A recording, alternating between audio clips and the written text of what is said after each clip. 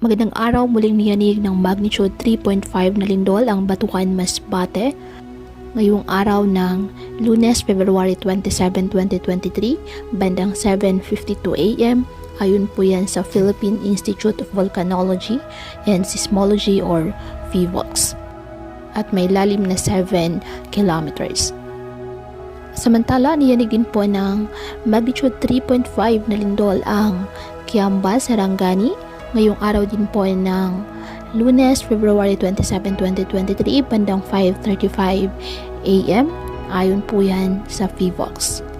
Patuloy pa rin po na pinapayuhan ng ating mga kababayan, lalo na po sa mga apektadong lugar na maging maingat sa mga posible pang lindol.